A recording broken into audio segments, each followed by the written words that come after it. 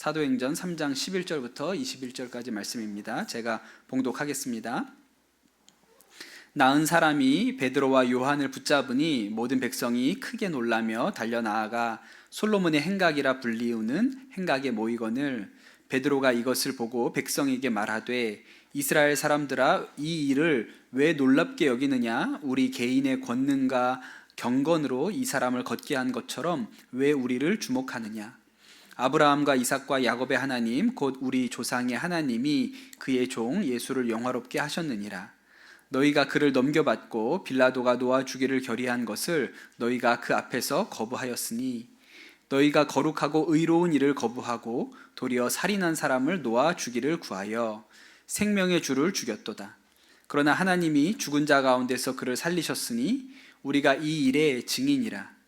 그 이름을 믿음으로 그 이름이 너희가 보고 아는 이 사람을 성하게 하였나니 예수로 말미암아 난 믿음이 너희 모든 사람 앞에서 이같이 완전히 낫게 하였느니라. 형제들아, 너희가 알지 못하여서 그리하였으며 너희 관리들도 그리한 줄 아노라. 그러나 하나님이 모든 선지자의 입을 통하여 자기의 그리스도께서 고난받으실 일을 미리 알게 하신 것을 이와 같이 이루셨느니라. 그러므로 너희가 회개하고 돌이켜 죄 없이 함을 받으라. 이같이 하면 새롭게 되는 날이 주 앞으로부터 이를 것이요 또 주께서 너희를 위하여 예정하신 그리스도 곧 예수를 보내시리니 하나님이 영원 전부터 거룩한 선지자들의 입을 통하여 말씀하신 바 만물을 회복하실 때까지는 하늘이 마땅히 그를 받아두리라. 아멘. 하나님의 말씀입니다. 네, 설 명절 연휴간에 있습니다. 또 우리가 그 중간에 이렇게 주일 예배를 맡게 되었습니다. 모이신 모든 분들에게 가정 가운데 하나님이 주시는 풍성한 은혜가 있기를 축복합니다. 요새 우리 아이들 또 청소년들 그 인터넷으로 스마트폰으로 게임하는 거 되게 좋아하죠. 저희 아이들도 아주 좋아하는데 요새는 아이들뿐만 아니라 어른들도 게임을 많이 합니다. 그래서 옛날에는 이렇게 게임하고 이런 문제가 자녀들 문제였는데 요새는 남편 문제가 되었다. 뭐 이렇게 이야기를 합니다. 남편들 중에 주말에 집에 앉아서 아무것도 안 하고 그냥 방 안에 들어가서 게임만 하는 그런 남편이랑 같이 산다 그렇게 하소연하는 아내들이 많이 있다고 합니다. 그런데 요새는 그렇게 위로를 한다 그러죠. 그것만큼 좋은 취미가 없다. 밖에 나가서 술 먹고 바람 피고 돈 날리고 사고 치는 것보다 훨씬 안정적인 취미니까 장려하도록 해라. 뭐 그렇게 이야기를 한다고 합니다. 게임과 인생이 다른 점이 한 가지 있는데 게임은 언제든지 다시 시작하는 것이 가능하다는 것입니다. 그렇죠. 게임을 하다가 잘 안 돼도요 다시 시작할 수가 있어요. 그렇죠? 다시 처음부터 시작하는 것이 얼마든지 가능하죠. 최근에 뉴스로 나온 것 중에 정말 오래된 게임이죠. 여기 있는 분들 다 한 번씩 해보셨을 텐데 테트리스라는 게임이 있잖아요. 여러분도 압니까? 테트리스? 네. 그런데 이 테트리스의 끝판을 깬 소년이 인류 역사상 처음으로 나왔다는 거예요. 아직 아무도 끝까지 가본 적이 없는데 이 소년이 테트리스의 끝판을 깼대요. 레벨이 157이었다고 뭐 그렇게 얘기를 합니다. 근데 이 아이가 어떻게 끝까지 갈 수 있었을까요? 실패하면 또 원점에서 다시 시작하고 실패하면 언제든지 다시 시작할 수 있으니까 거기까지 갈 수 있었던 것이죠. 요즘 컴퓨터나 핸드폰 이렇게 복잡한 전자제품에는 리셋 버튼이라는 게 있습니다. 그렇죠? 뭔가 잘 안 돌아가고 문제가 있을 때 이 리셋 버튼을 딱 누르면 모든 것이 초기화되죠. 그리고 다시 시작할 수가 있어요. 그런데 가만 생각해 보면 우리 인생에도 이런 초기화 시킬 수 있는 그런 버튼이 하나쯤 있으면 좋겠다 그런 생각이 들 때가 있죠. 오래전에 한국 영화인데 요새 명절 때 좀 나올 만한 그런 영화입니다. 행복이라는 한국 영화가 있어요. 제가 좋아하는 임수정이라는 배우랑 또 누구죠? 또 잘 모르겠네요 나머지는. 하여튼 그 배우가 나오는 그런 영화입니다. 그 영화에 굉장히 인상적인 장면이 나오는데요. 내용은 대략 이런 겁니다. 건달로 막 살아가는 남자 주인공 영수라는 사람이 있었어요. 그래서 하도 막 살아서 간경변이라는 심각한 병을 얻게 됩니다. 그리고 나서 이걸 치유하기 위해서 시골에 있는 요양원에 들어가게 되죠. 근데 그 요양원에는 그 폐 질환으로 들어와 있는 은이라는 아가씨가 하나 있었어요. 몸이 아픈 아가씨였지만 마음은 굉장히 건강하고 씩씩한 그런 사람이었습니다. 그러다 둘이 이 요양원에서 사랑에 빠지죠. 그리고 조금 회복하고 나서 이 요양원 밖에다가 따로 살림을 차려서 같이 살기 시작합니다. 이 은희의 노력으로 영수가 건강을 회복해요. 그런데 그리고 나서 다시 옛날 친구들이 찾아오고 이 영수가 서울로 놀러 갔다가 옛날 삶으로 다시 돌아가 버리고 맙니다. 그 사이에 은희는 이 집 나간 남자를, 영수를 기다리다가 병이 들어서 죽게 되는 뭐 그런 얘기, 아주 뻔한 그런 뻔한 스토리의 이야기입니다. 제가 인상적인 장면은 이 영화 중에서 영수가 이 은희를 버리고 서울로 다시 돌아가 버리죠. 그리고 옛 삶으로 다시 돌아가서 술 먹고 뭐 이런 방탕한 삶으로 다시 돌아간 거예요. 그러다가 목욕탕에서 목욕하는 장면이 나오는데 그 목욕탕 거울에 비친 자신의 모습을 보고 침을 뱉는 장면이 있어요.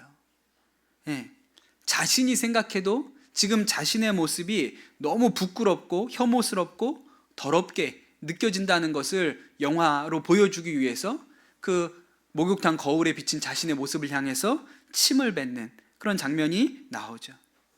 그러니까 우리가 인생의 이런 순간에 리셋 버튼이 하나 있으면 좋겠다. 다시 초기화시키고 처음부터 시작할 수 있는 그런 버튼이 우리 인생에도 하나쯤 있으면 좋겠다, 이런 생각을 하죠. 그런 면에서 베드로는 되게 특별한 사람입니다. 왜냐하면 베드로는 인생의 리셋을 경험한 사람이에요. 우리가 지난주 들은 말씀에 베드로와 요한이 성전 미문에 앉아있던 안절뱅이를 일으켜 세운 말씀을 우리가 봤죠. 그런데 여러분, 사실 이 제자들이 어떤 사람들이었습니까?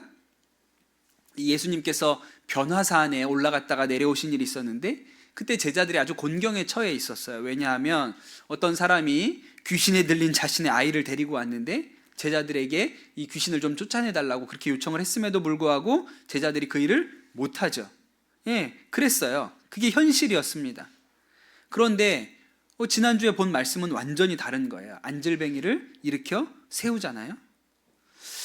오늘은 그 이후에 사람들 앞에서 설교하는 말씀이 있습니다.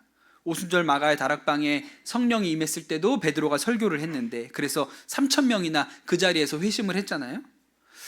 그런데 여러분, 사실은 베드로가 그렇게 말을 잘하거나 사람들 앞에서 무슨 성경의 이야기를 할 만큼 잘 배운 사람이 아닙니다. 그 사람 원래 고기 잡던 어부였거든요.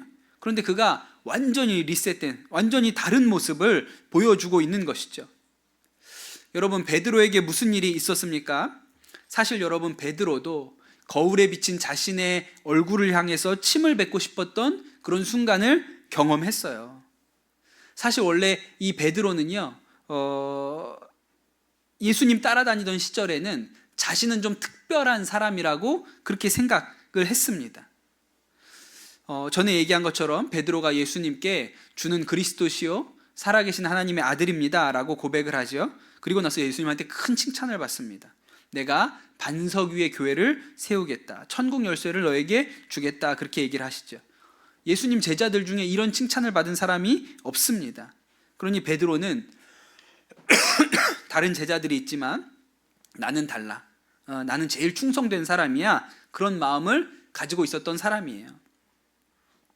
예수님께서 마지막으로 예루살렘에 올라가셨을 때 제자들한테 이야기를 하시죠. 너희들이 다 나를 버리고 도망갈 것이다, 그렇게 얘기하죠.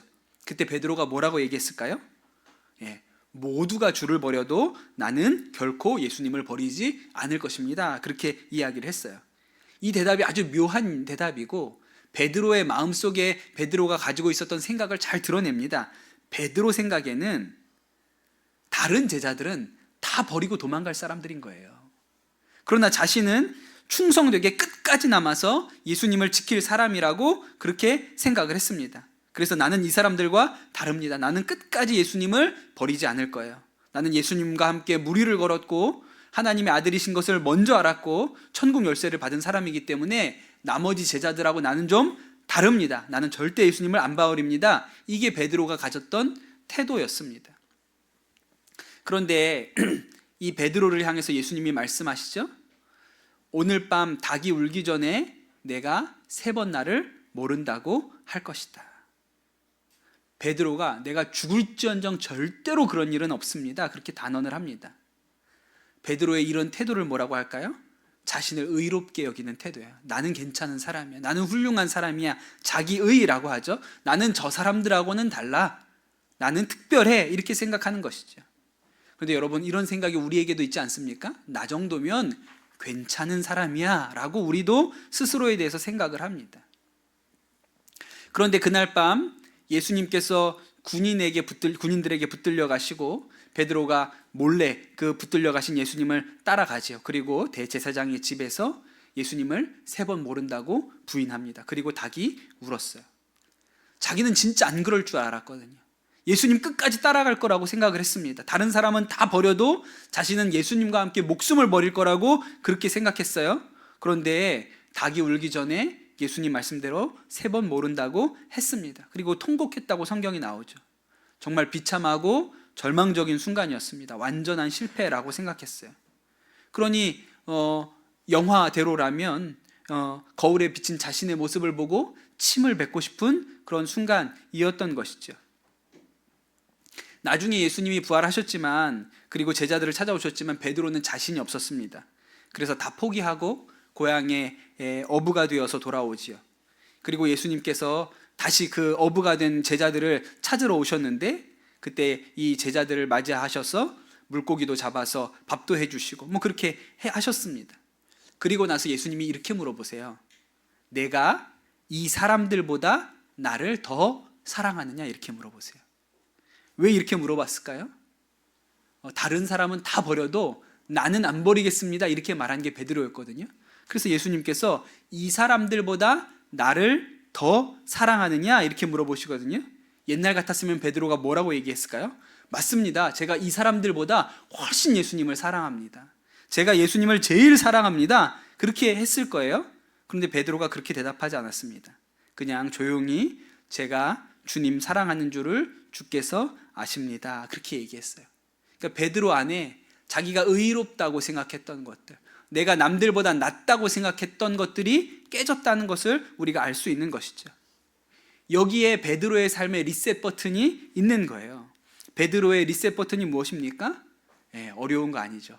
회개가 인생의 리셋 버튼입니다. 그가 자신이 옳다고 생각했던 것들로부터 내가 옳아, 나는 괜찮은 사람이야 라고 생각했던 그 삶에서 돌이켰습니다. 내가 진짜 죄인이구나, 그렇게 생각을 한 것이죠. 가룟 유다도 자신이 예수님을 은서른 양의 판 행동에 대해서 양심의 가책을 느꼈고 잘못했다고 생각했습니다. 그러나 그가 그 일에 대하여 돌이켜야겠다고 생각하지는 않았어요. 그래서 그의 삶에는 회개가 없었습니다. 그러나 베드로의 삶에는 회개가 있었죠. 그것이 그의 인생을 변화시켰고 리셋되게 한 것입니다.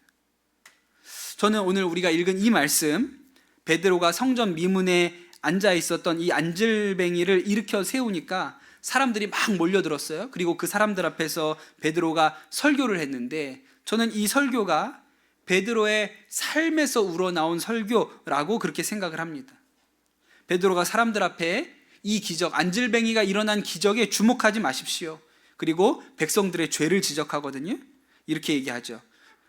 그들이 하나님의 아들인 예수님께서 이 땅에 오셨는데도 불구하고 그분을 도리어 십자가에 매달고 살인자를 살려달라고 그렇게 말해서 예수님을 죽였다고 말합니다. 그러나 예수님께서 그 죽음 가운데 머물러 있지 않고 살아나셔서 부활하셨고, 그리고 그 예수님의 이름으로 안질뱅이가 일어났다, 이렇게 설명하죠. 그리고 나서 오늘 말씀의 가장 중요한 한마디 말씀을 전합니다. 19절에 보면 그러므로 너희가 회개하고 돌이켜 너희 죄 없이 함을 받으라.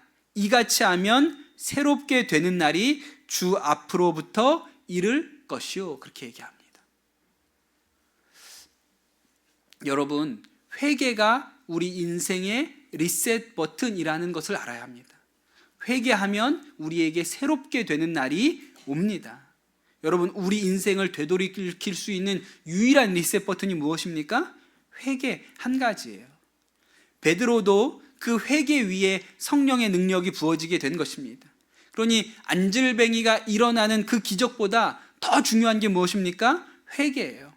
여러분, 안질뱅이가 일어섰지만 새 인생을 살지 못할 수도 있습니다. 마음이 바뀌지 않으면 안질뱅이가 새 인생 살지 못할 수도 있어요. 그가 분명히 두 다리로 일어섰는데 마음이 바뀌지 않으면 여전히 성전 미문에 앉아서 구걸하면서 살 수 있는 거예요. 그렇게 평생 살았으니까요. 그런데 여러분, 자신의 삶이 죄 가운데 있었다는 것을 인정하고 돌이키는 사람, 회개하는 사람, 그 사람이 새 인생을 살 수 있습니다. 사실 여러분, 제가 이렇게 살아보니까 새롭게 인생을 살게 되는 일이 많지 않습니다. 우리가 흔히 말하는 대로 사람은 안 변해. 대체로 옳은 말이에요. 사람은 잘 안 변합니다. 그런데 꼭 그렇지 않죠. 저는 인생이 완전히 변화된 사람들을 여럿 알고 있습니다. 완전히 다른 삶을 살고 사는 사람들을 여럿 보았어요. 여러분, 그 사람들의 공통점이 무엇입니까? 깊은 회개가 있었어요. 그의 인생에 대하여 깊은 회개, 돌이킴이 있었습니다. 그래서 그 인생이 리셋되고 다시 시작할 수 있는 기회를 얻은 것이죠. 지난주에 제가 이야기했던 우리나라 최고의 신유 사역자 누군지 기억납니까? 기억 안 나요? 또 쿠폰 하나 걸겠습니다. 5,000원 쿠폰. 기억나는 사람? 쿠폰에 타면 나지만 기억은 나지 않죠? 예, 잘 됐습니다. 김익두입니다. 예, 김익두 목사님이 예수 믿기 전에는 깡패로 알려져 있었어요. 아나꼴이라는 곳에 살았는데 그 동네 사람들이 아침에 선앙당, 그 옛날에는 그 이렇게 마을 어귀에 이렇게 걸어둔 나무가 있었잖아요. 그 앞에서 기도를 했는데 뭐라고 기도했냐면 오늘 하루는 김익두 만나지 않게 해주세요 라고 기도할 만큼 그렇게 아주 망나니 같은 사람이었습니다. 사실 처음부터 그랬던 건 아니에요. 처음에는 가정도 꾸리고 착실한 면모가 있었습니다. 과거 시험 준비도 했고요. 그런데 한번 빚 보증을 잘못 썼다가 자신의 전 재산을 날리고 나서 아주 형편없이 망가졌어요. 그때부터 그냥 술만 먹고, 그리고 사람들한테 행패 부리고 시비 걸고 때려 부수고 이런 삶을 살았던 거예요. 그러다가 하루는 그가 장터에 나갔다가 한 여자 선교사님이 나눠주는 전도지를 받습니다. 김익두가 그 전도지를 받아서 어떻게 했을까요? 이거는 쿠폰이 걸려있지 않습니다. 찐든 것보다 더 심한 거 했어요. 코를 풀어서 버렸어요. 그 전도지를 받아서 코를 풀어가지고 버렸어요. 근데 이 여자 선교사님이 김익두가 누군지 모르고 뭐라고 얘기했냐면, 청년, 전도지에 코 풀면 코가 썩어요, 이렇게 얘기했어요. 그러면서 전도지 한 장을 더 주었다는 거예요. 그리고 집에 가서 김익두가 이걸 읽어봤습니다. 그 마음이 좀 이상했어요. 거기 나오는 영생이라는 말이 이상하게 다가왔어요. 그런데 때마침 친구 하나가 찾아와가지고 외국 서양 선교사가 와가지고 하는 부흥회가 있는데 거길 같이 가보자, 그렇게 얘기를 합니다. 평소 같으면 말도 안 되는 소리 하지 마라, 나는 주말에 가서 술이나 한 잔 더 먹을란다, 이렇게 얘기했을 텐데 그날 마음이 이상했기 때문에 친구를 따라 나섭니다. 그게 1900년 3월 금산교에서 열렸던 스왈렌 선교사님 초청 부흥회였어요. 그런데 그 부흥에서 이상한 일이 벌어집니다. 말씀을 듣고 있는데 자신의 인생이 실패하고 술 아니면 하루도 살 수 없었던 지나간 날들이 주마등처럼 지나가는 거예요. 그리고 김익두가 스왈렌 선교사님 앞에 무릎을 꿇고 지난 날을 통회하고 자복하면서 회개했습니다. 그리고 끊임없이 그의 입술에서 그의 죄가 쏟아져 나왔다고 그랬어요. 김익두의 얼굴과 온 몸에 땀과 눈물로 완전히 범벅이 되었죠.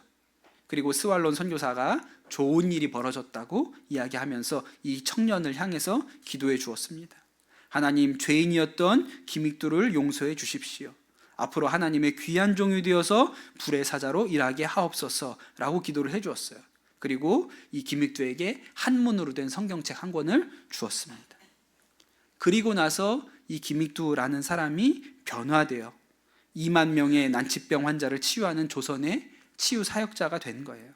그런 여러분, 김익두 목사님 인생에 그날 그 회개가, 스왈론 선교사님 앞에서 했던 그 회개가 인생의 리셋 버튼이 되었던 것이죠. 여러분, 굉장히 극적인 얘기죠. 꼭 허랑방탕한 사람들만 그런 회개가 있는 것이 아닙니다. 우리 감리교회의 창시자인 존 웨슬리 목사님은 굉장히 모범생이에요. 감리교를 영어로 메소디스트라고 하거든요. 메소디스트라는 말은 규칙쟁이라는 뜻이에요. 방법론자들, 규칙쟁이들 이런 뜻이에요. 그만큼 자기 관리에 뛰어났기 때문에 메소디스트라는 별명이 붙었던 것이죠. 그런데 이 존 웨슬리 목사님이 꿈을 가지고 신대륙 아메리카로 가서 선교를 합니다. 그런데 잘 되지 않았어요. 결정적으로 무슨 문제가 있었냐면 자신을 좋다고 따라다니던 아가씨가 있었는데 이 존 웨슬리 목사님이 뜨뜻미지근한 태도를 보이니까 다른 남자에게 시집을 가버렸습니다. 존 웨슬리 목사님은 좀 괘씸한 생각이 들었겠죠? 그래서 어떻게 하냐면 성찬을 주지 않습니다. 그래서 고소당해요, 법정에. 이런 일이 생기고 나니까 여기서 도저히 사역을 할 수가 없겠구나 그렇게 생각하고 다시 배를 타고 영국으로 돌아와요. 그때 그 영국으로 돌아오는 배 안에서 이렇게 얘기했다 그랬어요. 나는 인디언들을 구원하기 위해서 아메리카로 갔다. 그러나 내 영혼은 누가 구원할 것인가? 그런 탄식을 가지고 돌아왔다는 거예요. 그렇게 좌절하고 영국에 돌아왔을 때 그 인생의 리셋 버튼이 작동하기 시작합니다. 한 작은 기도 모임에 참여했을 때 그 안에 변화가 일어나죠. 그 일에 대해서 이렇게 기록합니다. 내 마음이 이상하게 뜨거워지는 것을 느꼈다. 나는 구원을 얻기 위해서 오직 그리스도만을 신뢰하였다. 그리스도께서 나의 죄를 사하시고 죄와 죽음과 율법에서 건져주셨다는 확신을 얻었다. 이것을 모든 사람에게 증거하였다. 그렇게 기록을 합니다. 그리고 존 웨슬리 목사님은 이전과 완전히 다른 사람이 되죠. 이전에도 착하고 모범되고 성실하고 말씀 열심히 읽고 그런 사람이었지만 그 이후에는 능력 있는 사람이 되죠. 길거리에 나가서 감옥에 가서 광산에 가서 전도하는 새 사람이 됩니다. 오늘 말씀에 뭐라고 나옵니까? 새롭게 되는 날이 주 앞으로부터 이를 것이요 라고 하신 그 말씀대로 된 것이죠. 사랑하는 성도 여러분, 세상이 말합니다. 그리고 세상 사람들이 이렇게 말해요. 사람은 안 변해. 사람은 변하는 게 아니야. 그렇게 얘기합니다. 그러나 그렇게 말하는 사람 안에도 새로워지고 싶은 마음의 갈망이 있어요. 새롭고 싶은 마음의 갈망이 있죠. 그래서 하나님이 우리에게 무엇을 주셨습니까? 리셋 버튼을 주셨어요. 회개가 그 리셋 버튼입니다. 우리가 예수 그리스도 안에서 죄를 돌이키면, 우리가 내 자신에 대하여 절망하고 그 절망한 마음을 예수 그리스도의 십자가 앞으로 가지고 가면 거기에서 용서의 은혜가 부어집니다. 오늘도 우리 자신에 대하여 절망하고 나에게 소망이 전혀 없구나 깨닫고 예수님 앞에 나아가 회개하면 예수님은 우리의 죄를 용서해 주시고 우리에게 새롭게 되는 날이 임하게 됩니다. 여러분, 그것이 우리 인생에 하나님이 주신 리셋 버튼인 것이죠. 여러분, 절망하셨습니까? 그러면 리셋 버튼을 누르기에 아주 좋은 환경 가운데 여러분이 들어가신 것입니다. 우리가 바로 그때에 예수 그리스도 앞에 이 절망을 가지고 나아가면 주님께서 우리를 새롭게 하시는 은혜가 임하게 되는 것이죠. 여러분 인생에 어느 때든지 리셋 버튼을 누르시고 다시 시작할 수 있는 은혜가 여러분 누리시기를 예수님의 이름으로 축복합니다. 우리 같이 기도합시다. 주신 말씀 붙들고 기도하겠습니다. 주님, 우리가 우리 자신에 대하여 낙심하고 절망하였을 때 바로 그때가 예수님께 나아갈 때인 것을 우리가 깨닫게 하여 주시옵소서. 우리의 인생이 변하지 않고 바뀌지 않는다고 낙심하지 아니하고 하나님께서 우리에게 주신 리셋 버튼을 누를 수 있는 은혜가 우리 가운데 있게 하여 주시옵소서. 이 시간 우리 합심해서 기도하도록 하겠습니다. 기도하겠습니다. 주님, 감사합니다. 복된 주일, 명절간에 이 주일을 맞게 하셔서 감사를 드립니다. 베드로가 그 자신에 대하여 실망하고 절망하고 낙심하였으나 그가 예수 그리스도의 십자가를 붙들고 그 십자가에서 주께서 흘리신 보혈과 그 용서를 믿고 새 사람으로 그의 인생이 변화되었던 것과 같은 은혜의 역사가 우리 가운데도 있게 하여 주시옵소서. 세상은, 사람들은 우리를 향하여 변하지 않는다, 사람은 바뀌지 않는다라고 우리를 참소할지 모르나, 그러나 주님, 우리가 예수 그리스도 안에 하나님 이 절망을, 이 실망을 가지고 나아갑니다. 십자가 아래 내려놓사오니 주여 하나님 용서하시고 우리를 새롭게 하시는 은혜의 역사가 열리게 하여 주시옵소서. 그리하여 하나님 우리가 우리 인생의 리셋 버튼을 누르는, 새롭게 되어지는, 다시 시작할 수 있는 믿음의 힘과 능력이 우리 성도들 가운데 임하게 하여 주시옵소서. 감사합니다. 모든 말씀 우리 주 예수 그리스도의 이름으로 기도드립니다. 아멘.